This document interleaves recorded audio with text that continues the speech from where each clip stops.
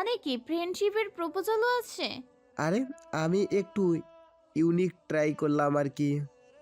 সুমনা এদের কথার মাঝেই কিটক্যাটের প্যাকেট খুলে কামড় বসিয়ে দিয়েছে অলরেডি। শালি বিশ্ব খাদক, একে খাবার দিয়ে যে কেউ পটাতে পারবে, রাস্তার পাগলও। এই যে এখন রিকের কথায় গলে গেল। ইয়াম্মি, যা ফেভারিট চকলেট দিয়েছিস বলে একসেপ্ট করলাম। সুমনার কথা শুনে রিক ছেলেটি খুশি হয়ে হাত বাড়ায় হ্যান্ডশেক করতে। তবে মেঘ আর পিহু কটমট চোখে তাকায়। মেঘ তো সুমনাকে টেনে সাইডে এনে বলে, আজব, অচেনা এক ছেলে এসে বলল, আর তুইও নাচছিস এর সাথে, এর আসল উদ্দেশ্য কি আমরা জানি নাকি? কি মতলবে এসছে, ভালো না খারাপ কে জানি। পাশ থেকে রিক কান পেতে এদের কথাই শুনছিল। সেই অবস্থাতেই বলে, আরে কোনো মতলব নেই, রিক ইজ এ গুড বয়। মেঘ চমকে পাশে তাকায়। কি সাংঘাতিক ছেলে রে বাবা, লুকিয়ে কথা শোনে। এই ছেলে, আড়ি পেতে আমাদের কথা শুনছো কেন? যা বাবা, এভাবে ফাটা বাঁশের মতো বললে কে না শুনবে। মেঘ একটু রেগে যায়। ফাটা বাঁশ মানে কি? পিহু সামনে সে হাত মুচড়াতে মুচড়াতে বলে, এই ছেলে দূরে থাকবি আমাদের থেকে, নয়তো ঘুষি মেরে নাক ফাটাই দিব। আমি কিন্তু ক্যারাটে চ্যাম্পিয়ন, মাথায় রাখিস। রিককে কিছু বলার সুযোগ না দিয়েই ক্লাসের উদ্দেশ্যে চলে যায় তারা। এদিকে বেচারা রিক আফসোস করছে। দূর হুদাই 30টা টাকা পানিতে ফালাইলাম। শালিরা অ্যাকসেপ্ট করিসনি তো চকলেট ফেরত দিয়ে গেলি না। কিপটা জামাই জুটবে তোদের কপালে। ক্লাসে বসে সুমনাকে ঝাড়ি দিচ্ছে মেঘ। তখন রিকো ক্লাসে আসে, একদম লাস্টের বেঞ্চে গিয়ে বসে। কোনো পরিচিত কেউ নেই বিধায় বন্ধুও নেই, সবাই গ্রুপ হয়ে গেছে অলরেডি। সে এতদিন ক্লাস করেনি, দুদিন ধরে অ্যাটেন্ড করছে। স্কুল কলেজ লাইফে তো ইজিলি ফ্রেন্ড হতে পারা গেছে, তবে এখানে সবাই ভেবেচিন্তে সিদ্ধান্ত নেয়, নিজেদের পরিচিতদের মধ্যে সীমাবদ্ধ থাকে। এই যেমন অনেকে স্কুল বা কলেজ ফ্রেন্ড বা রুমমেট নয়তো এলাকার পরিচিত, এক কথায় চেনা গণ্ডিতেই নিজেদের ফ্রেন্ড করে নিয়েছে। তবে এর মানে এই না অপরিচিতদের সাথে ফ্রেন্ডস হয় না, হয় তবে একটু সময় লাগে। এদিকে সুমনা রিককে দেখে বলে, দেখ, ছেলেটা একা বসে আছে, সত্যি হয়তো ওর কোনো ফ্রেন্ড নেই। সুমনার কথায় মেঘ পিহু দুজনেই পেছনে তাকায়। তাদেরকে তাকাতে দেখে রিক মুখ ভেঙচি মারে। তা দেখে ওরা সাথে সাথে চোখ সরিয়ে নেয়। বেয়াদব ছেলে, মুখ ভাঙায়। হুম, তাকাস না এর দিকে। কিছুক্ষণের মধ্যে ক্লাস ভরে যায় স্টুডেন্টসে। ক্লাস শুরু হতে আরও 10 মিনিট বাকি। সবাই যে যার ফ্রেন্ড সার্কেলের সাথে আড্ডা দিচ্ছে, শুধু রিকি একা একা বসে আছে গালে হাত দিয়ে। পিহুর মায়া হলো।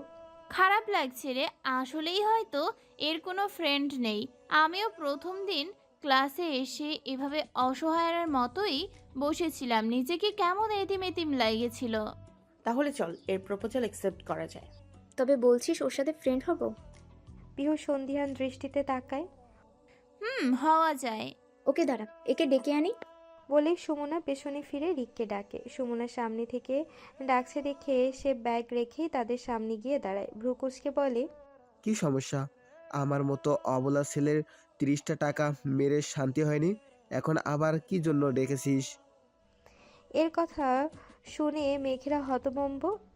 একে ফ্রেন্ড করতে ডেকে আনলো, আর এ কিনা নিজেই চকলেট দিয়ে নিজেই খোঁচা মারছে। সুমনা কপট রাগ দেখিয়ে বলে, এই রিকের বাচ্চা, তোকে আমাদের ফ্রেন্ড সার্কেল অ্যাড করতে ডাকলাম, আর তুই কিনা আমাদের কথা শোনাচ্ছিস? যা, ক্যান্সেল, ভাগ, যা যা, জায়গায় যা। সুমনার কথা শুনে রিকের চোখ মুখ আলোকিত হয়ে ওঠে। সত্যি বলছিস? যাক, তাহলে আমার 30 টাকা কাজে লাগলো। দাঁড়া। বলেই নিজের জায়গায় চলে গেছে। রিকের কাণ্ড দেখে তারা হেসে ফেলে। ছেলেটি অনেক মজার। ব্যাগ নিয়ে ফিরে এসে তাদের ঠিক পেছনের বেঞ্চে বসে। আমি তো ভেবেছিলাম এই জন্মে আর বন্ধুই পাবো না। যাই হোক, তোদের নাম বললি না। তারপর একে একে সবাই পরিচিত হয়, কথাবার্তা হয়। এর মধ্যে অনেক ভালো বন্ডিংও হয়ে ওঠে তাদের।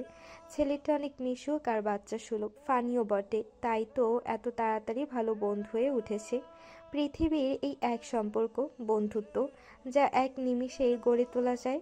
2টা ক্লাস করেই তারা বেরিয়ে যায় ক্লাস থেকে। পরের ক্লাসটা বোরিং, তাই ক্যাম্পাসটা ঘুরে দেখবে ভেবেছে। ইউনিভার্সিটিটা অনেক বড় জায়গা নিয়ে অবস্থিত। প্রবেশ করতেই সরু রাস্তা, এক সাইডে বড় একটি মাঠ, মাঠের মাঝে একটি শিমুল গাছও আছে। এর নিচে বসে অনেকেই আড্ডা দেয়, অনেকে আবার ঘাসের উপর জায়গায় জায়গায় বন্ধু বান্ধবদের নিয়ে বসে আছে। অপর পাশে একটি পুকুর আছে যার চারিদিকে বড় গাছে ঘেরা। এখানেও ছাত্রছাত্রীদের আনাগোনা আছে। ছাত্রছাত্রীরা এখানে কেবল পড়াশোনা নিয়েই ব্যস্ত নয়, তারা নাটক, সঙ্গীত, কবিতা, বিতর্ক, রাজনীতি, প্রেম সবকিছুর সাথেই মিশে আছে। সবার মধ্যে একটা আমি আলাদা ভাব।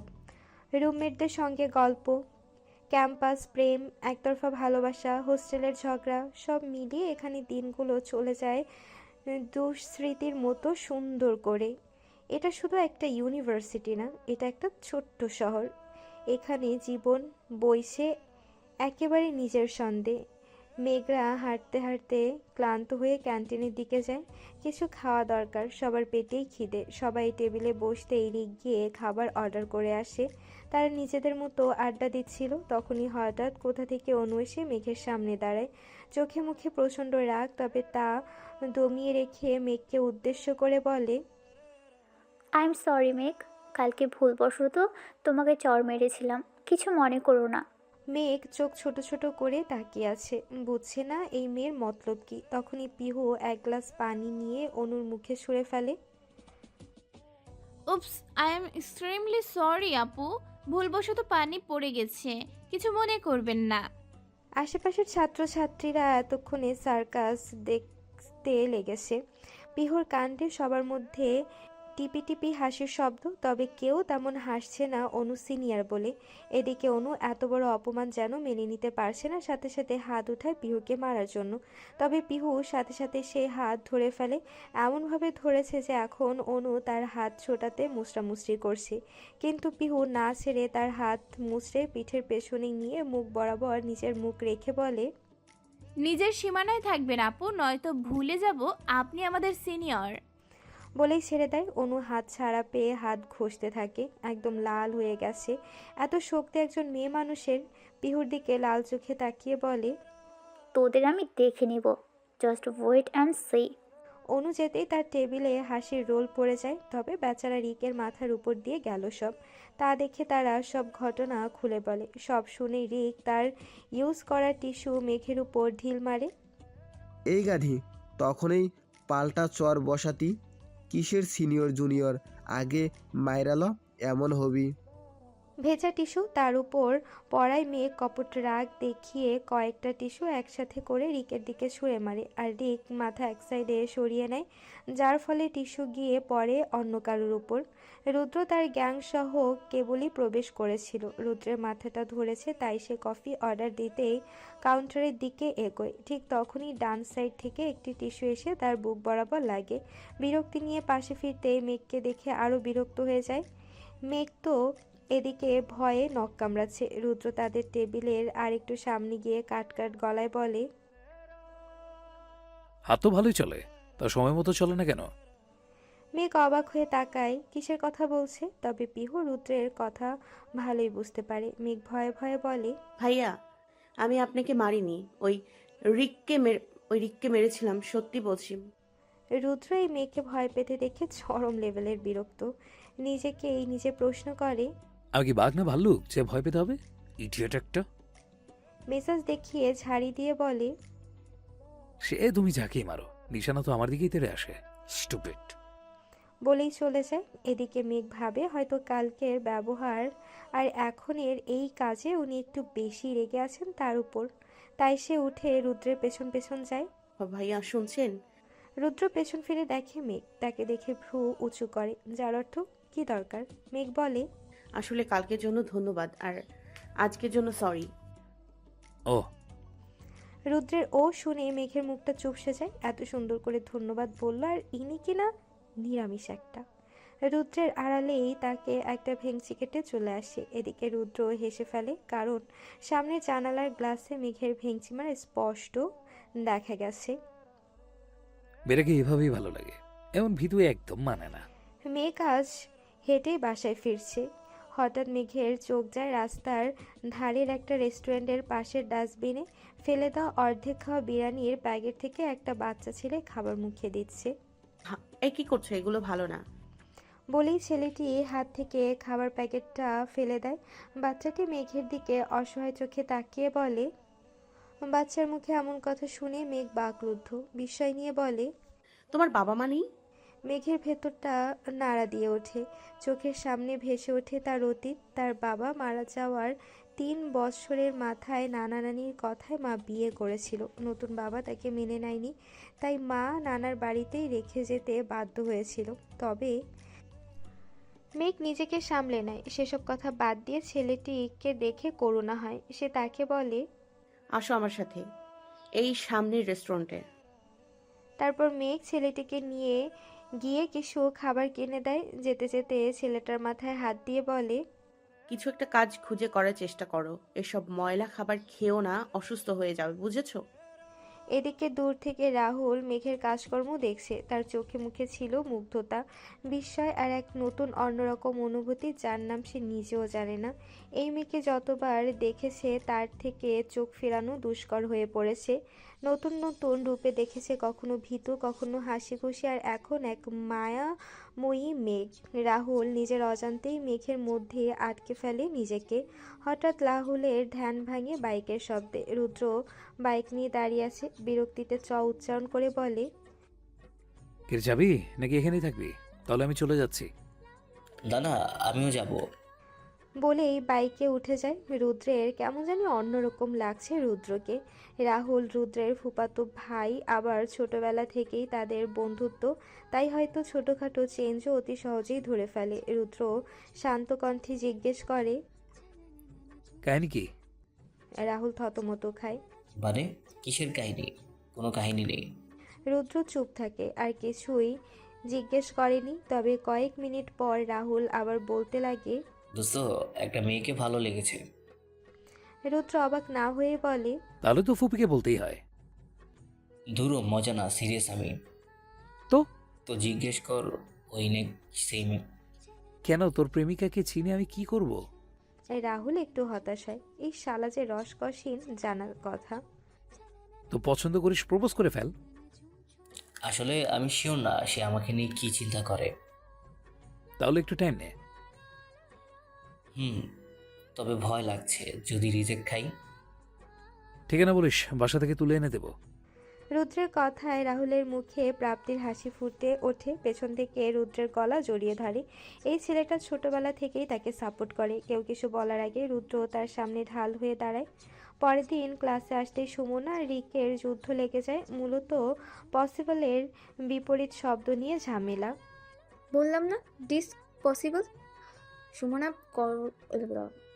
রিক সুমনার কথা শুনে হাসতে হাসতে পেট ধরে বলে। শালি মূর্খ, তোর বাপ মা তো হুদাই টাকা নষ্ট করলো তোর পিছে।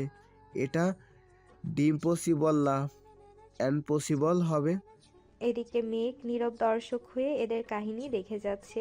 অবশ্য তাকে কিছু বলার সুযোগও দিচ্ছে না। এর মধ্যে পিহু হাজির হয়। এদের ঝগড়া দেখে বসতে বসতে পিহু মেঘকে জিজ্ঞেস করে। কিরে, এদের আবার কি হলো? মেঘ তপ্ত শ্বাস ফেলে বলে। দেখতে থাক, আমি ক্লান্ত। তখন ডিক আবার বলে ওঠে। এই তুই জানিস আমি ইংলিশে সবসময় A+ পেয়ে এসেছি। এসব ইজি ওয়ার্ড আমি 1000টা জানি। সুমনা রেগে বলে। আমি গোল্ডেন A+ পেয়েছি, তোর থেকে বেশি জানি আমি। পিহু এদের ধমক দিয়ে চুপ করিয়ে বলে। কি হয়েছে? এমন ছাগলের 3 নাম্বার বাচ্চাদের মতো ম্যামা করছিস কেন তোরা? পিহুর গলায় ওরা চুপ হয়ে যায়। সুমনা নাক ফুলিয়ে বলে। দেখ না পিউ, পসিবলের বিপরীতে আমি বলেছি ডিস পসিবল, তবে এই মূর্খ বলছে আনপসিবল বলে। রিক তেতে উঠে বলে। এই তুই মূর্খ, পারিস কিছু? এইটা আনপসিবলই হবে। পিহু এদের কথা শুনতেই আপনা আপনি তার মুখ অফ হয়ে যায়। মেঘের দিকে এক পলক তাকায়, দেখে মেঘ কোনো রকমে হাসি কন্ট্রোল করে আছে। এবার দুজনের নজর এক হতেই কেউ আর হাসি ধরে রাখতে পারেনি। ক্লাস ফাটিয়ে হাসতে শুরু করে, একে অপরের উপর গড়াগড়ি খাচ্ছে প্রায়। এদের হঠাৎ হাসিতে রিক আর সুমনার ঝগড়া থেমে যায়। দুজনেই চুপসে যায়। এরা হাসছে কেন? রিক ফিসফিস করে বলে। এদের কি ভূতে ধরলো? সুমনা নখ কামড়ে বলে। জানি না তো, ধরতেও পারে। মেঘ হাসি থামিয়ে বলে। মূর্খের দল, এটা ডিসপসিবল আর আনপসিবল না, এটা হবে ইম্পসিবল। পিহু হাসতে হাসতে বলে। ভাই তোদের ইংলিশ ওয়ার্ড শুনলে যে ইংরেজি বই বের করেছে সে কবর থেকে উঠে আসবে। তাদের কথায় দুজনেই লজ্জা পেয়ে যায়। কথা ঘুরাতে বলে। আমরা তো নিউ শব্দ বের করছিলাম, তাই না রে সুমনা? সুমনাও থমথমে মুখে বলে। হ্যাঁ হ্যাঁ, এইগুলো নিউ ওয়ার্ড প্ল্যানিংয়ে আছে, শীঘ্রই আসবে। এদের কথার মাঝেই টিচার চলে আসে। সবাই ক্লাসে মন দেয়। ক্লাস টিচার অ্যানাউন্স করে পরশুদিনই নাকি তাদের নবীনবরণ অনুষ্ঠান হবে। এমনিতেই দেশের কিছু জটিলতার কারণে ইয়ার লেটে শুরু হয়েছে, তাই একটু তাড়াতাড়ি সব অ্যারেঞ্জ করা হয়েছে। কেউ কিছুতে অংশগ্রহণ করতে চাইলে আজকের মধ্যেই নাম লেখাতে বলেছে। তা শুনে সবাই হাই হুতাশ করছে। এত তাড়াতাড়ি হলে তারা কেমনি কি করবে? অনেকে ডান্স প্র্যাকটিস বাকি, নাটকের রিহার্সাল বাকি, কখন এসব করবে ভাবছে ক্লাস জুড়ে। এদিকে পিহু ধরে আরেক বায়না, তারা নাকি গ্রুপ ডান্স করবে, কিন্তু মেঘের সোজা সাপটা উত্তর সে এসবে নেই। প্লিজ জানু মনু, আমার মেঘ সোনার রাজি হয়ে জানা। রাজি হলে তোকে আমি আমার ভাবি বানামু যা। মেঘ গম্ভীর কণ্ঠে বলে। চুপ তো, চুপ। তোর ভাবি হওয়ার শখ নাই, আমি এসবে নাই। তোরা নাচ না করেছি নাকি? পিহু বলে। আরে আমার ভাই সেই হ্যান্ডসাম, সব মেয়ের ক্রাশ, তোরে পটাই দিবনি। আমার লাগবে না, আমি কোনো নাচ টাচে নাই। স্টেজে সবার সামনে দাঁড়াইতেই হাত পা কাঁপবে। আরে আমি যেই ডান্স থিম ভেবে রেখেছি কেউ আমাদের চিনবেই না, মুখ দেখবই না, দেখিস প্লিজ। সবার জোড়াজুড়িতে মেঘ এক পর্যায়ে রাজি হয়। সে এই অবধি কোনো কালে স্কুল কলেজের কোনো কিছুতে পার্টিসিপেট করেনি, তাই চাইছিল না। তবে এদের কথা ফেলতেও পারছে না। ক্লাস শেষ করে স্যার চলে যেতেই রুদ্র তার ফুল গ্রুপ নিয়ে প্রবেশ করে ক্লাসে। সব মেয়েরা তো ভীষণ খুশি। রুদ্রকে দেখে এক একজন চোখ দিয়ে গেলে খাচ্ছে জানো। রুদ্র এসে পকেটে হাত দিয়ে সামনে দাঁড়ায়। Attention please. মেঘ পানি খাচ্ছিল আর পিহুর কথা শুনছিল। হঠাৎ মেঘের কণ্ঠ শুনে মুখে পানি রেখেই সামনে তাকায়। রুদ্র মেঘকে এভাবে গাল ফুলিয়ে থাকতে দেখে ভ্রু কুঁচকায়। ওদিকে পিহু মেঘের গালে দেয় একটা গুঁতো, সাথে সাথে তার মুখ থেকে সবটা পানি পড়ে সামনের বেঞ্চে কিছুটা জামায় পড়ে। রুদ্র চোখ ছোট ছোট করে হালকা আওয়াজে বলে। ইডিয়েট। তারপর কাজের কথায় আসে। স্যার নিশ্চয় বলে গিয়েছে নবীন বরণ নিয়ে কথা, তো আমরা এর দায়িত্বে আছি। শান বলতে থাকে। মেয়েদের জন্য শাড়ি আর ছেলেদের জন্য পাঞ্জাবি অর্ডার দিয়ে রেখেছি। এর জন্য সবাইকে 500 টাকা করে পে করতে হবে এবং এটা সবার জন্য বাধ্যতামূলক। কালকের মধ্যে জমা দিয়ে দিবে সবাই। আর আজকে যারা যারা পার্টিসিপেট করতে চাও রিহার্সাল রুমে এসে নাম দিতে পারো। বলেই তারা চলে যায়। তবে অনু যায়নি। মেঘের সামনে এসে বলে। রুদ্র, তোমাকে ডেকেছে, লাইব্রেরিতে চলে যেও। অনু যেতেই মেঘ উঠে যেতে নাই। পিহু আটকে বলে। আমার সন্দেহ হচ্ছে এর আবার অন্য প্ল্যান না তো? আরে না, হয়তো রুদ্র ভাইয়াই ডেকেছে, আবার কোনো অ্যাসাইনমেন্ট করাতে, কে জানে। আমি শুনে আসছি, দাঁড়া। বলেই মেঘ হাঁটা দেয় লাইব্রেরির দিকে। তবে লাইব্রেরির সামনে যেতে কয়েকটা মেয়ে মেঘকে ঘিরে ধরে। মেঘ প্রশ্ন নিয়ে তাকায় তাদের দিকে, তারপর সাইড কাটিয়ে আসতে নেয়। তবে তখনই অনু এসে মেঘের সামনে দাঁড়ায়। শয়তানি এসে বলে। হাই মেঘ। মেঘ ভ্রু কুঁচকে বলে। আপু কিছু বলবেন? বলবো মানে অনেক কিছু বলবো, সাথে করব। বলতে বলতে অনু তার কাঁধ দিয়ে মেঘকে ধাক্কা দেয়। এতে মেঘ কিছুটা পিছিয়ে যায়। বাকি মেয়েরা হাসছে মেঘকে নিয়ে। অনু বলে। এবার ডাক, কাকে ডাকবি? দেখি কে বাঁচাই। রুদ্রের কাছে আমার নামে বিচার দিয়েছিস কোন সাহসে? মেঘ অবাক হয়। সে কখন কি বিচার দিল সে বিস্ময় নিয়েই বলে। আমি রুদ্র ভাইকে কখন বিচার দিলাম? অনু রেগে আরেকটা ধাক্কা মেরে বলে। মিথ্যা বলিস। কালকে তুই রুদ্রকে বলেছিস বলেই রুদ্র আমাকে দিয়ে তোকে সরি বলিয়েছে। আর তখনই সবার সামনে তোর বান্ধবী আমাকে অপমান করলো। এত সহজে ছেড়ে দিব ওকে? মেঘ চুপসে যায়। কি বলবে, ভয় লাগছে তার। এরকম পরিস্থিতিতে কোনো দিন পড়েনি আর পড়বে ভাবিওনি। কাউকে সাথে নিয়েই আসতাম। মেঘকে চুপ থাকতে দেখে অনু মেঘের হাত থেকে তার মোবাইলটা নিয়ে দেয়ালের দিকে ছুঁড়ে মারে, সাথে সাথে দুভাগ হয়ে যায়। তা দেখে মেঘ মোবাইল উঠাতে যায়, তবে অনু মেঘের হাত ধরে ফেলে। তারা দুই গাল চেপে ধরে বলে, বেশি বেড়ে গিয়েছিস তাই না? আমার সাথে পাঙ্গা নেওয়ার স্বাদ এখন তোর মেটাবো। বলে মেঘের গালে থাপ্পড় দিতে হাত উঠাতেই কেউ পেছন থেকে অনুর চুলের মুঠি ধরে টান দেয়। টানের সাথে নিজেকে সামলাতে না পেরে পেছন দিকে উল্টে পড়ে। তাকিয়ে দেখে পিহু। অনু পিহুকে দেখে রেগে কিছু বলতে যাবে, তার আগে পিহু আবার তার উপর আক্রমণ করে। দুই হাতে চুল টেনে ধরে একে পিঠের মধ্যে ইচ্ছে মতো দিচ্ছে। এসব দেখে সাথে যেই মেয়েগুলো এসেছিল তারা দূরে সরে যায় ভয়ে। মেঘ সুমনা গিয়ে পিহুকে আটকানোর চেষ্টা করে। এটা ভার্সিটি, যদি স্যারের কানে যায় অনেক ঝামেলা হবে এই ভেবে।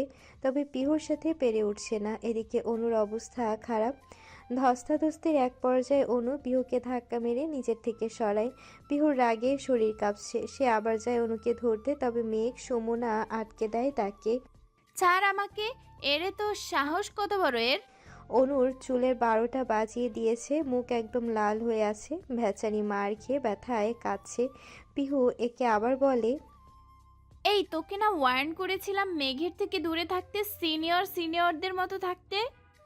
পরিস্থিতি খারাপ দেখে একটি মেয়ে এগিয়ে এসে অনুকে ধরে নিয়ে দ্রুত সেই জায়গা ত্যাগ করে। পিহু চটে যায় মেঘের উপর। তুই এই মেয়ের কথা শুনে আসলি কেন? এখন যদি আমরা না আসতাম কি হতো? মেঘ সুমনা পিহুকে শান্ত করতে করতে ক্লাসে নিয়ে যায়। সেদিন আর মুড ঠিক না থাকায় কেউ ক্লাস করেনি, বাসে চলে যায় সবাই।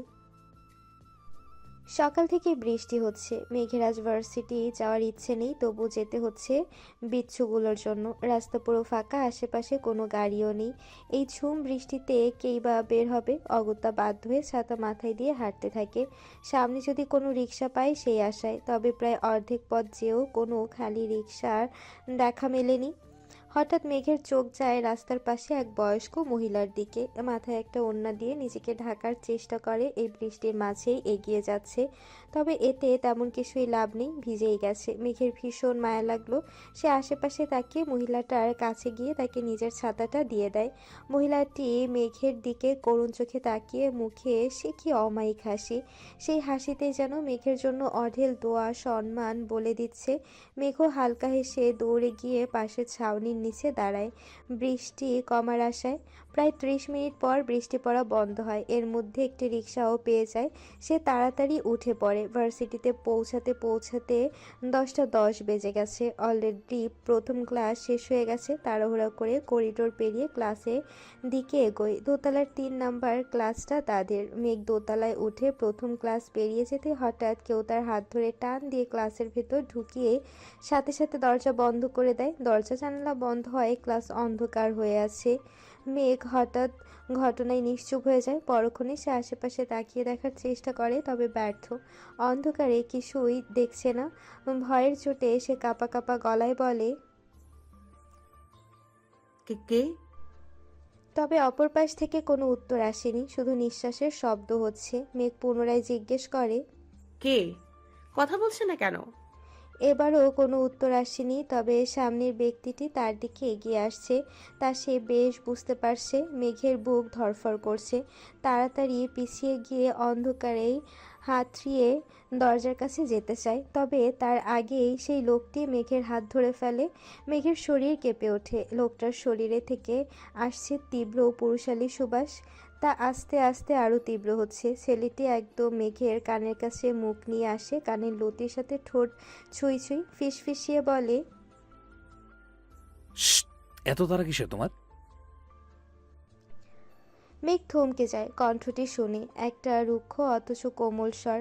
শোনা মাত্রই মেঘের বুক ধক করে ওঠে। তবে এতক্ষণ অন্ধকারে নিজেকে আর ঠিক রাখতে পারিনি। নিজের ভর ছেড়ে দেয়, ধপ করে নিচে বসে যায়। তার শ্বাস নিতে কষ্ট হচ্ছে, শ্বাস নিতে পারছে না, জোরে জোরে শ্বাস নেওয়ার চেষ্টা করছে। হঠাৎ মেঘকে এমন করতে দেখে অন্ধকারে ছেলেটি বিচলিত হয়ে উঠে হাঁটু গেড়ে বসে মেঘের 2 কাঁধ ঝাঁকিয়ে বলে, hey what happened, are you okay? তবে মেঘ কিছুই বলছে না, শুধু হাত এদিক সেদিক হাতড়াচ্ছে। অস্থিরতা করছে তা দেখে সে আরও চিহ্নিত হয়ে বলে। এই বোকা ফুল, কি হয়েছে, এমন করছো কেন? মেঘ কথাই বলতে পারছে না, তবু কোনোভাবে শ্বাস নিয়ে নিয়ে বলে। আমার অন্ধকারে ফোবিয়া, শ্বাস নিতে পারছি না, দম বন্ধ হয়ে আসছে। শিট। ছেলেটির সাথে সাথে মোবাইলের ফ্ল্যাশ অন করে মেঘের দিকে ধরে। আলোর দেখা পেয়ে মেঘের ভয় কিছুটা কাটে। সে কিছুক্ষণ সেভাবেই বসে থাকে, ব্যাগ থেকে ইনহেলার বের করে নিয়ে নেয়। আগের থেকে একটু স্বাভাবিক হতেই তার টনক নড়ে। সে সাথে সাথে সামনে তাকায় ছেলেটির মুখ দেখতে, তবে লাইট মেঘের মুখের দিকে তাক করায় আর ছেলেটির মুখের দিকে তাকাতে পারেনি। চোখে আঙ্গুল দিয়ে চোখ নামিয়ে ফেলে, আর সেই সুযোগে ছেলেটি ফ্ল্যাশ অফ করে দরজা খুলে চলে যায়। মেঘ দরজা খোলার শব্দে চোখ থেকে হাত সরাতেই দেখে লোকটি বেরিয়ে গেছে। সাথে সাথে উঠে দরজার বাইরে যায়, তবে কেউ নেই। কোথায় গেল লোকটি? মেঘ ভেবে পাচ্ছে না কি হলো মাত্র তার সাথে। কে সেই লোক? মুখও দেখতে পায়নি, তবে শার্টের কোনা দেখছে বের হওয়ার সময়, গাঢ় সবুজ রঙের শার্ট। এছাড়া কিছুই দেখতে পায়নি, এত দ্রুত যাচ্ছিল। আর কিছু না ভেবে দ্রুত ওয়াশরুমে যায়, চোখে মুখে পানি দিয়ে নিজেকে স্বাভাবিক করে। মেঘ, আসতে এত দেরি করলি কেন? যেই বৃষ্টি হচ্ছে বাইরে আটকে গিয়েছিলাম। আচ্ছা এবার চল আমাদের শাড়ি নিয়ে আসি। সবাই যার যার নিয়ে চলে এসেছে, তোর জন্যই বসেছিলাম আমরা। পিহুর কথায় সবাই উঠে যায় রুদ্রের উদ্দেশ্যে। রিহার্সেল হলেই এখন রুদ্ররা থাকার কথা, যেহেতু ও সব কিছু লিড করছে, তাই সেদিকেই পা বাড়ায় তারা। হলে ঢুকতেই দেখে যারা যারা পার্টিসিপেট করেছে সবাই প্র্যাকটিস করছে। পাশে রুদ্র, সাথে তার ফ্রেন্ডরা বসে খাতায় কিছু লিস্ট করছে। মেঘের নজর যায় রুদ্রের দিকে, কথা বলছে আর নিচের দিকে হালকা ঝুঁকে কিছু লিখছে। মাঝে মাঝে কপালে ভাঁজ পড়ছে, চুলগুলো এলোমেলো, কপালের একপাশ ছুঁয়ে আছে। পরনে গাঢ় বাদামি রঙের জ্যাকেটের সামনের সব বোতাম খোলা, ভেতরে গাঢ় সবুজ রঙের ইন ছাড়া পরা শার্টের দিকে নজর যেতে মেঘের তখনকার ছেলেটির কথা মনে পড়ে। বিস্ময় নিয়ে তাকায় রুদ্রের দিকে। তবে কি রুদ্র? তখনই রাহুলের ডাকে মেঘের ঘোর কাটে। তাদের সামনে ডাকছে। মেঘ রাহুলের দিকে তাকাতেই দেখে সেও সেম কালার শার্ট পরে আছে। কনফিউজড হয়ে যায়, মুহূর্তে এসে নিজেকে সামলে নেয়। সেম কালার শার্ট পরতেই পারে, তাই বলে সে না জেনে সন্দেহ করা উচিত না। তবে কে সেই ছেলে? প্রশ্ন মাথায় থেকে যায়। রুদ্র মাথা উঁচিয়ে মেঘের দিকে তাকায়, চোখ ছোট ছোট করে কপাল ভাঁজ করে মেঘকে পরখ করে। মেয়েটি চশমা পরেছে, গোলগাল মুখে চশমা যেন বেশ মানিয়েছে। অনেক কিউট লাগছে মেয়েটিকে। রুদ্র মনে মনে তাকে নাম দেয় চাশমিশ। মুহূর্তে তাকে সেই নামেই ডাকে। এই চশমিশ, এদিকে আসো। পর মুহূর্তে তাকে সেই নামেই ডাকে। মেঘ চমকে তাকায় রুদ্রের দিকে। চোখে অ্যালার্জির সমস্যা ইদানিং ধরেই বেড়েছে। আজকে চশমা পরে এসেছে, হালকা ঝাপসা লাগছিল তাই। আর আজকে কিনা চশমিশ উপাধি পেয়ে গেল। সাথে সাথে আবার রুদ্র ডেকে ওঠে। এই মিস চারবেটারি, কানে শোনো না? পিহুরা মিটমিট হাসছে। মেঘ নাক ফুলিয়ে রুদ্রের সামনে গিয়ে দাঁড়ায়। জি ভাইয়া, বলুন। সকাল থেকে এতগুলো কল দিলাম, ফোন সুইচ অফ করে রেখেছো কেন? মোবাইল ভেঙে গেছে, ঠিক করানো হয়নি, তাই অফ। রুদ্রের ভ্রু কুঁচকে শান্ত কণ্ঠে বলে। কিভাবে? মেঘ কি বলবে, কালকের ঘটনা তো আর বলতে পারবে না। ওই আর কি, হাত থেকে পড়ে। ওহ, নাও এই লিস্টটা, আমি বলছি তুমি লিখো। মেঘের হাতে খাতাটা ধরিয়ে রুদ্র নিজের চুল ঠিক করতে করতে বলে। মেঘ অবাক হয়ে তাকিয়ে বলে, আমি কেন? রুদ্র কপালে কিঞ্চিত ভাঁজ ফেলে বলে। তুমি যে আমার অ্যাসিস্ট্যান্ট, ভুলে গেছো? বলেই আবার চেয়ারে বসতে বসতে বলে। অবশ্য ভুলেই যাওয়ার কথা, তোমাকে অনেক ছাড় দিয়ে রেখেছি, তবে আজকে কোনো ছাড় নেই। ফার্স্ট স্টার্ট করো, আরও কাজ বাকি। মেঘ মুখটা ভোঁতা করে লেখা শুরু করে। সকালের সেই ছেলেটির কথা মাথা থেকে বেরিয়ে যায়। রুদ্র পিহুদের উদ্দেশ্যে বলে। তোমাদের কোনো কাজ আছে? তারা মাথা নাড়িয়ে না বলতেই তাদেরকেও কাজে লাগিয়ে দেয়। রিককে রাহুলের সাথে পাঠায় ফুলের অর্ডার দিয়ে আসতে। সুমনা আর পিহু সাথে আরও কয়েকজন মেয়েকে লাগায় করিডোরগুলোতে সুন্দর নকশা আঁকতে। বাকি টুকিটাকি ছেলেদের কাজ সায়ান শান্তরা করছে, আর মেঘ এদিকে রুদ্রের মুখোমুখি বসে বসে লিস্ট করছে। তার হাতটা চলছে, তবে মন ছটফট করছে এক অদৃশ্য জ্বালায়। রুদ্রের সামনাসামনি আসলেই কেমন জানি অনুভূতি হয়, তার বর্ণনা তার কাছে নেই, একদম সামনেও নয়, তার থেকে দুহাত দূরেই বসা। নিজের মনের অনুভূতিকে সাইডে রেখে সে রুদ্রের কথায় মন দেয়। লিস্ট লেখা শেষ হতেই মেঘকে আরেক কাজ দেয়, যারা ডান্স করছে তাদের মিউজিক আর টাইমিং চেক করতে। প্রত্যেকটা যেন 4 মিনিটের কম হয় নির্দেশনা দিয়ে পাঠায়। মেঘ একটি চেয়ারে বসে বসে প্রায় 1 ঘন্টা ধরে সবার ডান্স টাইমিং আর গান নোট করেছে। তার কান ঝালাপালা হয়ে গেছে স্পিকারের গান শুনতে শুনতে। ধরা মাথা নিয়ে রুদ্রের কাছে যায়, দেখে রুদ্র স্টেজ ডেকোরেশনের কাজে ব্যস্ত। ডেকোরেশনের লোকেরা এসেছে স্টেজ বাঁধতে, তারাই, তবে রুদ্র ডেকোরেশন দিচ্ছে। মেঘ দূর থেকে রুদ্রকে কয়েকবার ডাকে, তবে শোনে না সে। ওদিকটায় ব্যস্ত, তাই বাধ্য হয়ে সে এগিয়ে যায়, রুদ্রের পিছে দাঁড়িয়ে আবার ডাকে তাকে। মেঘের ডাকে রুদ্র পেছন ফিরে তাকায়। সাথে একটি লোক স্টেজের সাইডের বাঁশ লাগাচ্ছিল। হঠাৎ মেঘের কণ্ঠ শুনে সেও তাকাতে যেয়ে হাত ফসকে বাঁশটা নিচে একদম মেঘের উপর পড়তে নেয়। তা দেখে রুদ্র দ্রুত মেঘকে টান মেরে একদম নিজের কাছে নিয়ে আসে। আচমকা টানে মেঘ গিয়ে পড়ে রুদ্রের বুকে, যার ফলে রুদ্রের শরীরের স্মেলটা অতি সহজেই তার নাকে এসে লাগে।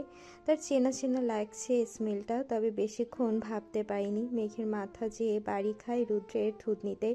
বেচারা আউচ করে ওঠে।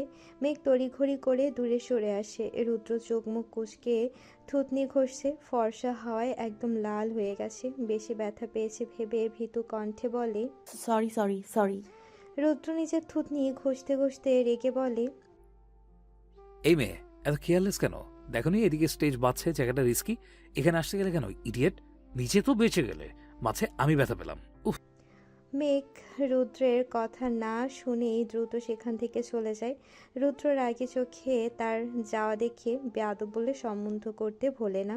তবে কয়েক মিনিটের মাথায় মেঘ আবার হাজির হয়। রুদ্রের সামনে যেয়ে হাতে করে আনা আইস কিউবটা তার থুতনিতে ধরে।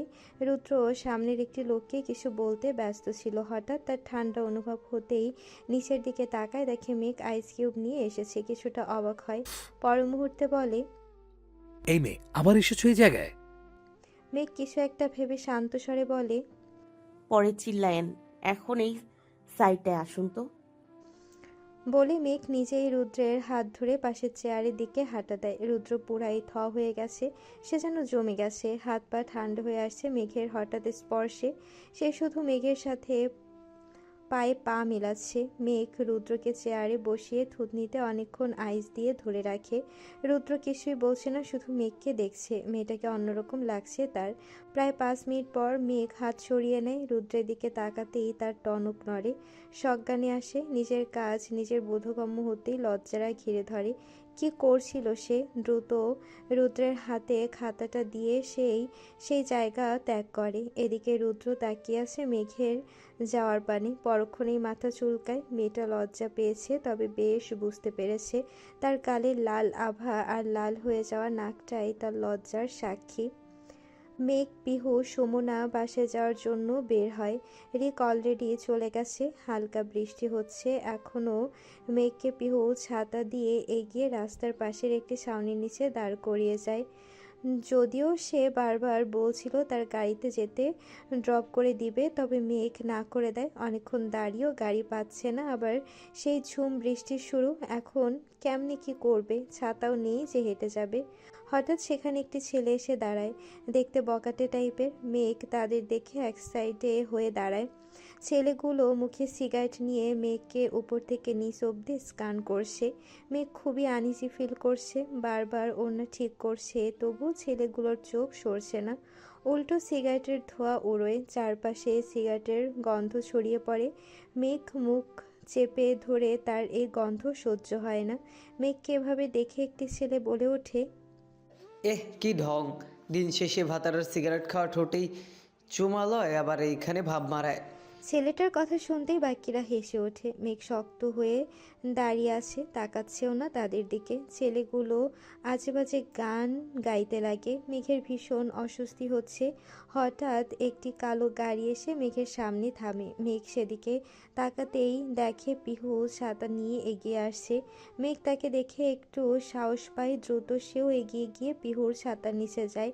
পিহু তাকে নিয়ে গাড়ির পেছনের সিটে বসতেই গাড়ি চলতে শুরু করে।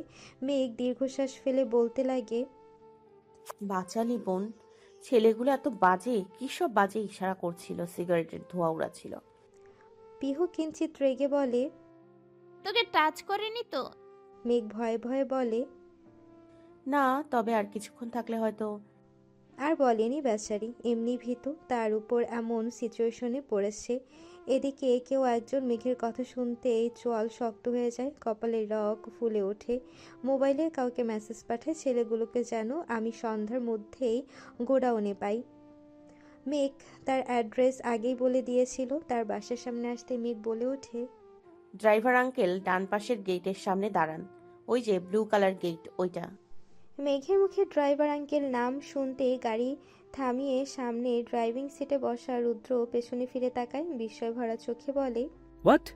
আমাকে তোমার ড্রাইভার মনে হয়? আবার আঙ্কেল? মেঘ রুদ্রকে ড্রাইভারের জায়গায় দেখে চমকে যায়। আপনি এখানে কি করছেন? রুদ্র ভ্রু কুঁচকে বলে। আমার গাড়িতে আমি থাকবো না তো কে থাকবে? মেঘ অবাক হয়ে একবার পিহুর দিকে তাকায়, দেখে সে মিটিমিটি হাসছে, আবার রুদ্রের দিকে তাকায়। পিহুর দিকে প্রশ্নবোধক দৃষ্টিতে ফের তাকাতেই পিহু ফরফর করে বলে ওঠে, ইনি রৌদ্র চৌধুরী, ওরফে আমার একমাত্র বড় ভাই। মেঘ অবাকের চরম পর্যায়ে চলে গেছে। রুদ্র পিহুর ভাই হলে সে এতদিন বলেনি কেন? আর পিহুর কাছেই কিনা তার ভাইয়ের নামে যাতা বলতাম। হি আল্লাহ! সে চমকিত নয়নে পিহুর দিকে তাকিয়ে বলে। এতদিন বলিসনি কেন? পিহু বলল, এমনি ভাইয়ের পরিচয়ে ভার্সিটিতে থাকার ইচ্ছে নেই, তাই পরিচয় দেইনি কাউকে। রুদ্র কথার মাঝে কর্কশ গলায় বলে। তোমার বাসার সামনে চলে এসেছি। মেঘ দ্রুত নেমে যায় গাড়ি থেকে। পিহু মেঘকে উদ্দেশ্য করে বলে, সন্ধ্যায় গাড়ি পাঠাবো, চলে আসবি। আমার বাসায় প্র্যাকটিস বাকি, কিন্তু আর তোর বড় আব্বুর সাথে কথা বলে নিয়েছি, উনি রাজি আছেন। সো কোনো বাহানা না। মেঘ মাথা নেড়ে যেতে যেতে একবার রুদ্রের দিকে তাকায়। সেও তার দিকে তাকিয়েছিল। চোখাচোখি হতে রুদ্র চোখ সরিয়ে গাড়ি স্টার্ট দেয়। এদিকে পিহু রুদ্রকে ড্রাইভার বলে মজা উড়িয়েছে সারা রাস্তা। সন্ধ্যার দিকে মেঘের জন্য পিহু গাড়ি পাঠায়। মেঘকে কিছুতেই পাঠাতে চাচ্ছিলেন না তার মা। তবে মিজানুর শিকদারের কথার উপর কথা বলার সাহস নেই, তাই আর আটকাতে পারিনি। মেঘকে নিয়ে সুমনাকে তার বাসা থেকে পিক করে নেয়। গাড়ি চৌধুরী বাড়ির গেট পেরিয়ে প্রবেশ করতে মেঘ আর সুমনা অবাক হয়ে চারপাশ দেখছে। বাড়ি বললে ভুল হবে, ছোটখাটো একটি রাজপ্রাসাদ বলা চলে।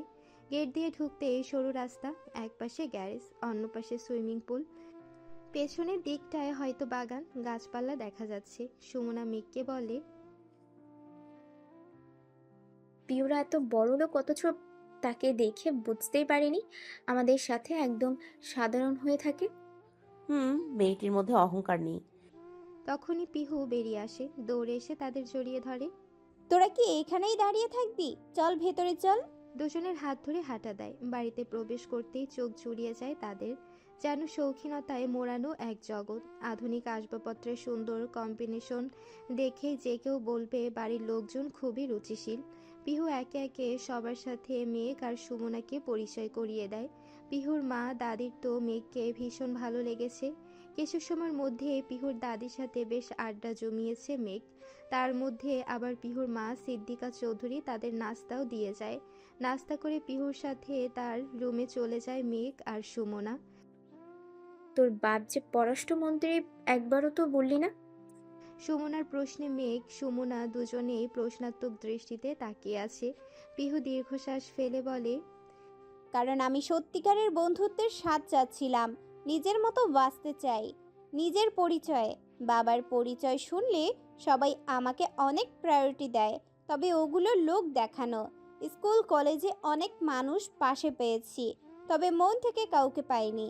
আমি চাই আমার জীবনে অল্প কিছু মানুষ থাকুক, তবে তারা আসল মানুষ থাকুক, মুখোশধারী নয়।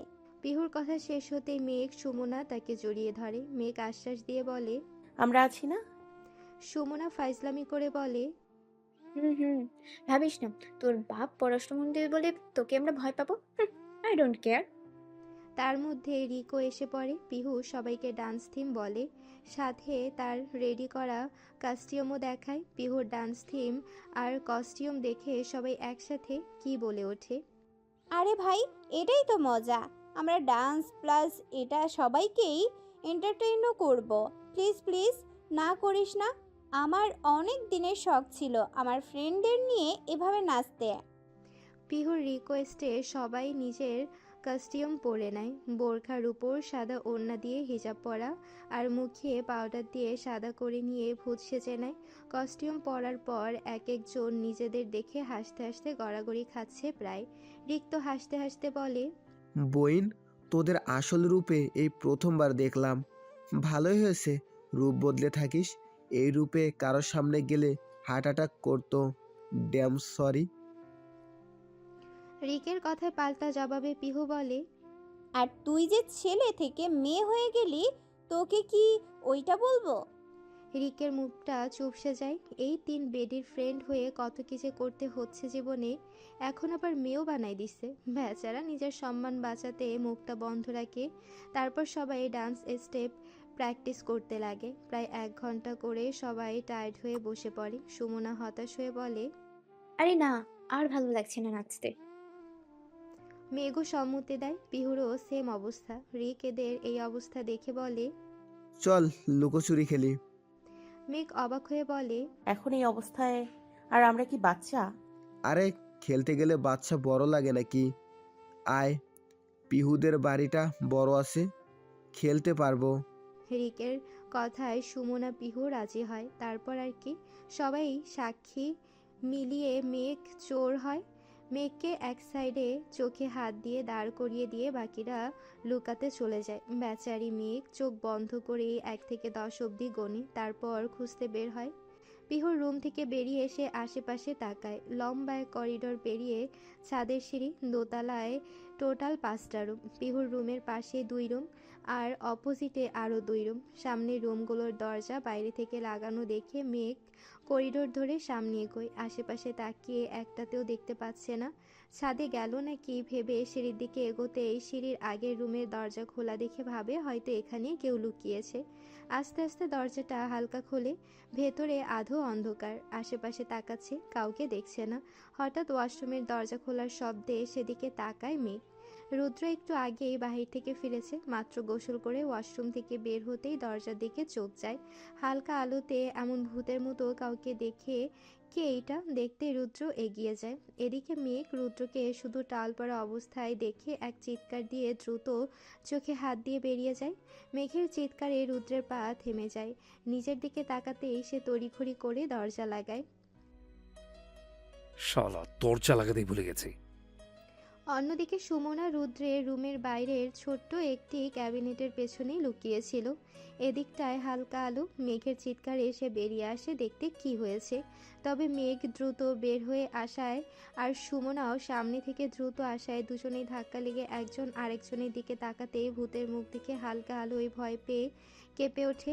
একসাথে দেয় আরেক চিৎকার। তাদের চিল্লানোতে পিহু সিঁড়ির আড়াল থেকে জলদি বেরিয়ে আসে। আর সেদিকটা একদম অন্ধকার হয়। পিহু যে আসছে, কিন্তু লাগছে সাদা কিছু আসছে। সুমনা মেঘ পায়ের শব্দে সেদিকে তাকাতেই ভয় লাফিয়ে একসাথে দেয় আরেকটা চিৎকার। আ ভূত! তাদের চিৎকার শুনে পিহু ভাবে তার পেছনে হয়তো ভূত আছে। সেও ভয়ে তাদের সাথে চিল্লিয়ে ওঠে। এদিকে একের পর এক চিৎকার শুনে রিক ছাদ থেকে ভয়ে তাড়াতাড়ি দৌড়ে নামতে গিয়ে লাস্টের সিঁড়িতে বাল্লা খেয়ে একদম উল্টে মেঘদের সামনে এসে পড়ে।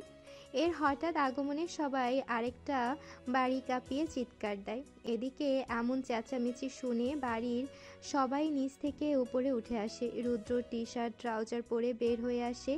এদিকে অন্ধকারে এদের দেখে তারাও চিল্লিয়ে ওঠে ভূত ভেবে। রুদ্র এদের কাহিনী দেখে তাড়াতাড়ি গিয়ে করিডোরে সব লাইট অন করে। লাইট অন হতেই তাদের চারটাকে দেখে তাদের বোধগম্য হয় না কাহিনী কি। এই অবস্থা দেখে রুদ্রের মা বলে ওঠে, এসব কি? পিহু আমতা আমতা করে বলে, না মানে আম্মু, আমরা কালকে নবীনবরণে নাচবো এভাবে, তাই একটু প্র্যাকটিস করছিলাম, কিন্তু অন্ধকারে আমরাই আমাদের দেখে ভয় পেয়ে গেছি। পিহুর কথা শেষ হতেই চৌধুরী বাড়িতে হাসির বোমা ফোটে। এদিকে পিহুরা বেককলের মতো দাঁড়িয়ে আছে। তবে সুমনা আর রিক রুদ্রের দিকে নজর যেতেই বিস্ময় নিয়ে তাকায়, ফিসফিস করে জিগায়। এই পিউ, রুদ্র ভাইয়া এখানে কি করছেন?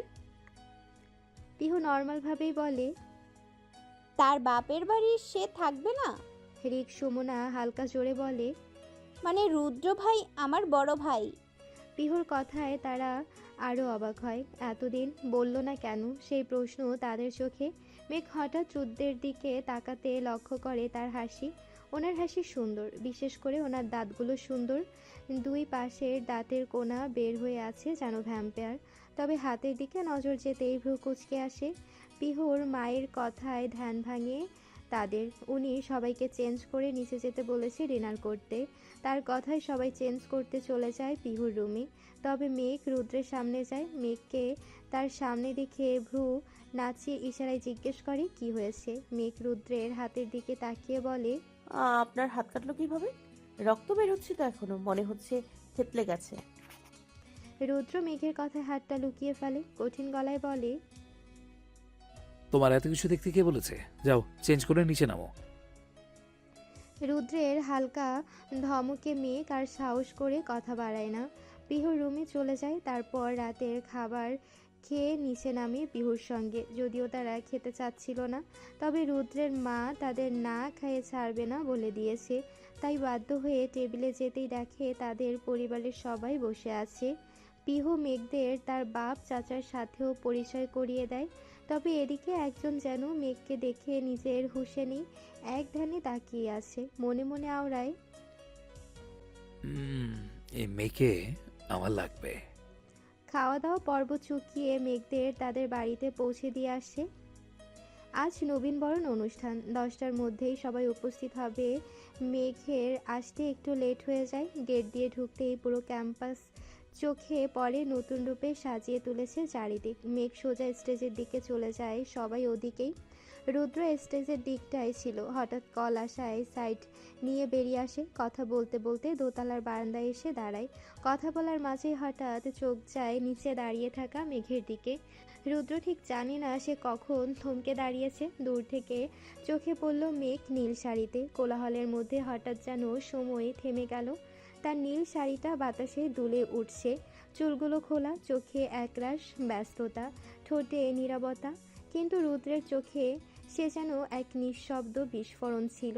অন্য কিছু তার চোখে, একটা চাপা আতঙ্ক, একটা নড়ে চড়ে বসা অনুভব, আর বুকের ভিতর এক নিঃশব্দ ঘোষণা, আমি বিপদে পড়ে গেছি। রুদ্রের ধ্যান ভাঙে ফোনের অপর পাশের মানুষের ডাকে। নিজের কাজ বোধগম্য হতেও অধর নাড়িয়ে বিড়বিড়িয়ে বলে, শিট। এদিকে মেঘ পিহুদের কাছে যায়। সুমনা পিহু সেম শাড়ি পরেছে, মূলত সবার শাড়ি সেম, ভীষণ মিষ্টি লাগছে তাদের। আর রিক পরেছে পাঞ্জাবি। মেঘকে দেখে পিহু এক্সাইটেড হয়ে বলে ওঠে, বোন, তোকে তো আজ যেই দেখবে ক্রাশ খাবে, কি যে সুন্দর লাগছে তোকে। আমি ছেলে হলে তোকে এতক্ষণে প্রপোজ করে বসতাম। মেঘ হালকা হেসে বলে, তোকেও সুন্দর লাগছে। তা শুনে রিক গলা টেনে বলে, ফার্ম দেওয়ার জন্যে নারীরা সেরা রে। তার কথায় মেঘ পিহু কটমট করে তাকায়। তাদের তাকানো দেখে রিক ফিক করে হেসে বলে, না মানে পুরুষ সেরা রে। সুমনাকে অনেকক্ষণ চুপচাপ বসে থাকতে দেখে ব্যাপারটা হজম করতে পারছে না মেঘ। এই মেয়ে তো এত ভালো মানুষ না। তার উপর আজকের দিন নিয়ে সে অনেক এক্সাইটেড ছিল। পিহুকে ইশারায় জিজ্ঞেস করে কি হয়েছে, তবে তার উত্তর সেও জানে না। মেঘ সুমনাকে হালকা ধাক্কা দিয়ে জিজ্ঞেস করে, কিরে, কি হয়েছে? সুমনা তাদের দিকে তাকিয়ে কাঁদো কাঁদো গলায় বলে, বেবি, আমার হার্ট সার্জারি করতে হবে। সবাই অবাক হয়ে চায়, সাথে চিহ্নিত কণ্ঠে প্রশ্ন করে। কেন, কি হয়েছে তোর? সুমনা হতাশার শ্বাস ছেড়ে বলে, আমার হার্টে মনে হয় ছিদ্রি আছে রে, যারই জায়গা দিই সেই কত করে বেরিয়ে যায়। সবাই হতবাক। বলে কে মেঘ? পিহু রিক্ত বিস্ময় চোখে তাকিয়ে আছে। তা দেখে মেঘ বিরক্ত হয়ে বলে। 23 নাম্বারটার সাথেও ব্রেকআপ? সুমনা মাথা নাড়ায়। সাথে সাথে মেঘ। তুই এর জন্য মন খারাপ করছিস কেন? সুমনা বলে ওঠে, ওই হ্যাবলার জন্য কিসের মন খারাপ? আমার তো নিজের জন্য মন খারাপ।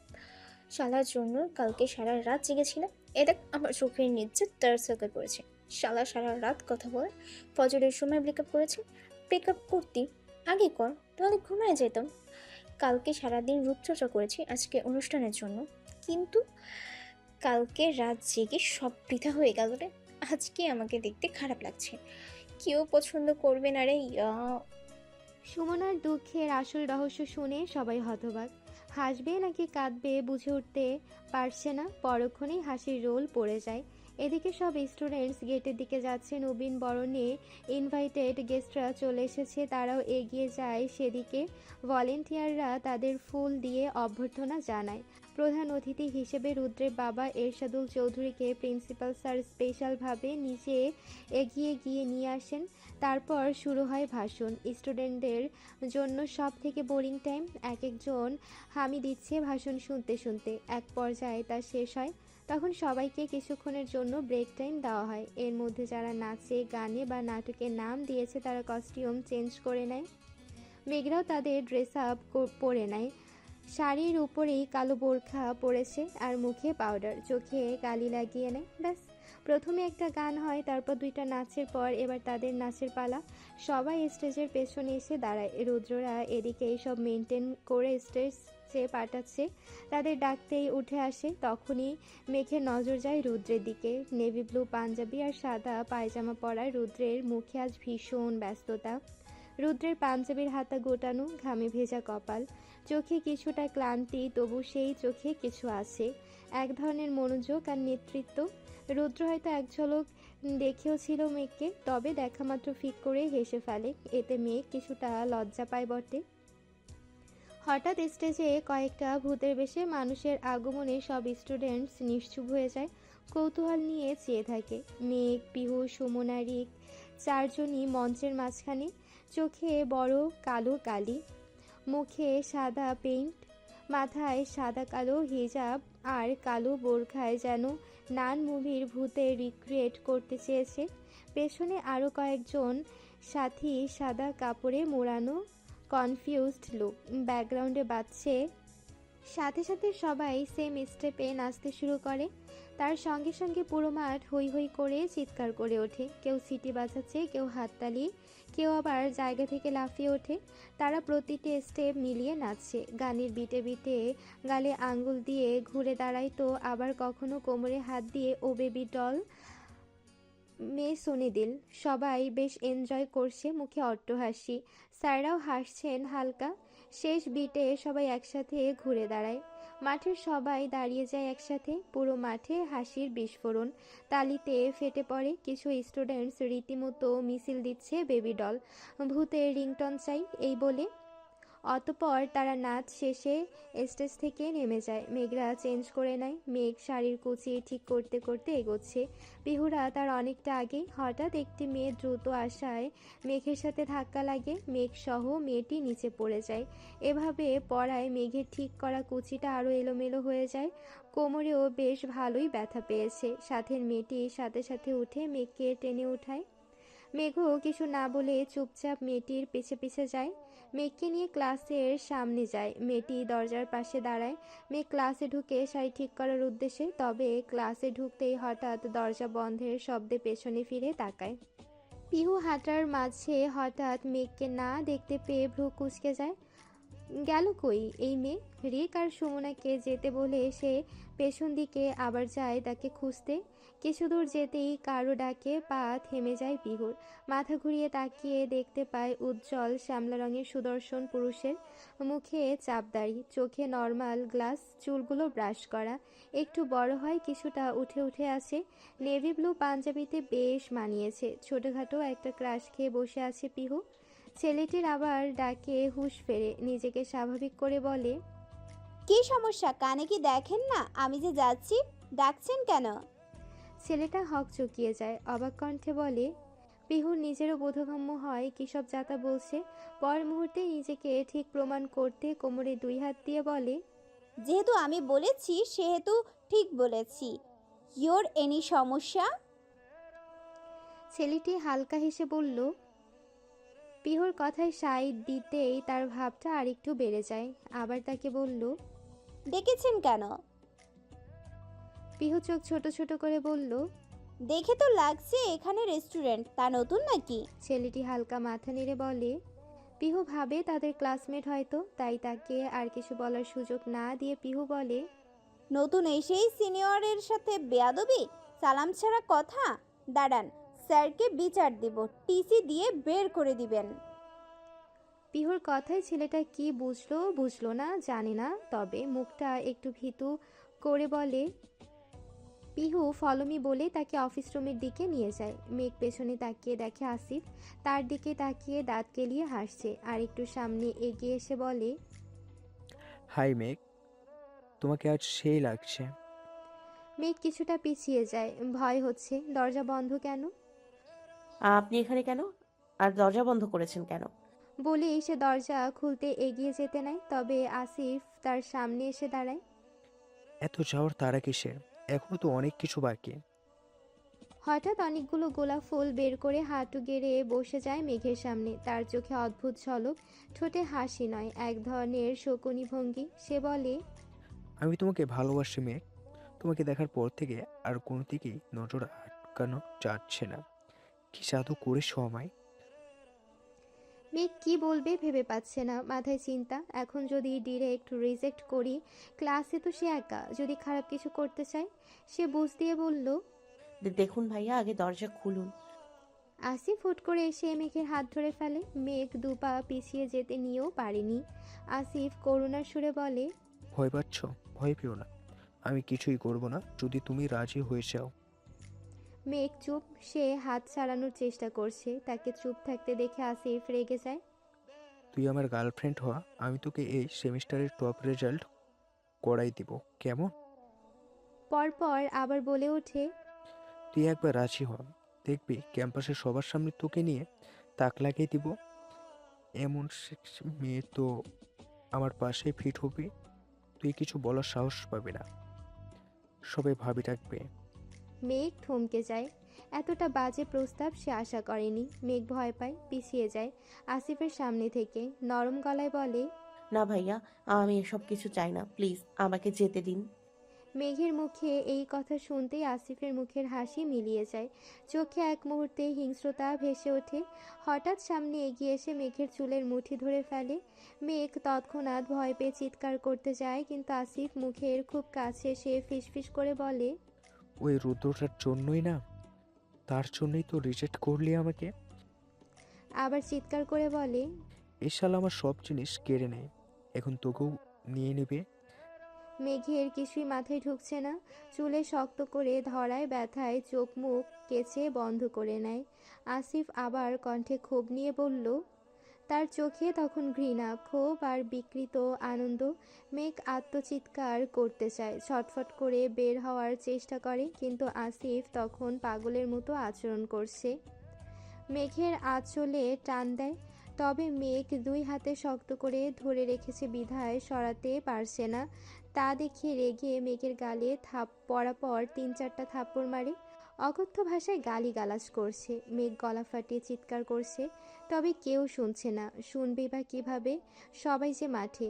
ধস্তাধস্তির এক পর্যায়ে মেঘ আসিফকে ধাক্কা মেরে ফেলে দরজার দিকে ছুটে যেতে নেয়, তবে মেঘের পা ধরে ফেলায় মুখ থুবড়ে নিচে পড়ে। বেঞ্চের সাথে লেগে কপাল কেটে যায়। ব্যথায় জর্জরিত মেঘ তবুও নিজের ইজ্জত বাঁচানোর আপ্রাণ চেষ্টা চালিয়ে যাচ্ছে। রুদ্র স্টেজের এদিকটায় ছিল তখন। কারো কল আসে। তুই চলে এসেছিস? আচ্ছা ওয়েট। কল কেটে শান্ত রাহুলের উপর সব বুঝিয়ে দিয়ে সে চলে আসে অফিস রুমের উদ্দেশ্যে। নিচতলার করিডর পেরিয়ে যেতে নিতেই হঠাৎ ঠাস করে বেঞ্চ পড়ার শব্দে রুদ্রের পা থেমে যায়। কিসের শব্দ হলো তা দেখতে সেদিকে যায়। কয়েকটা ক্লাসরুম পেরিয়ে যেতেও দেখে সব ক্লাসের দরজা বন্ধ। মনের ভুল ভেবে আবার পেছনে ফিরে হাঁটতে নিতেই কারো চিৎকারের শব্দ কানে আসে। গলাটা তার পরিচিত মনে হচ্ছে।